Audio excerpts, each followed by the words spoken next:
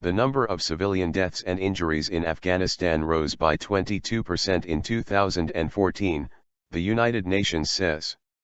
A total of 3,699 Afghans killed and 6,849 injured made 2014 the deadliest year since the UN began keeping records in 2009.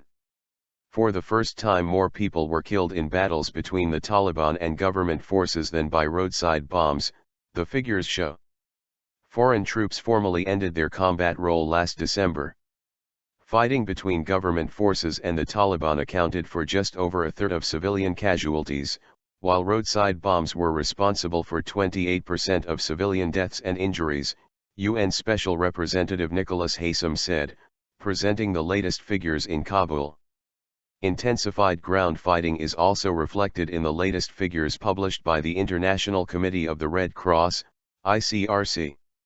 In 2014, the Red Cross transported 37% more wounded combatants from the battlefield to health centers, while it more than doubled its recovery of bodies. Suicide attacks accounted for 15% and assassinations by the Taliban for 11% of civilian casualties, according to the UN figures.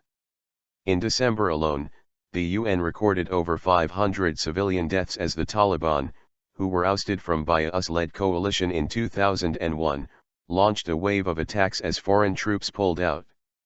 The Taliban have in the past denied that they are responsible for the majority of civilian casualties, describing the UN as biased.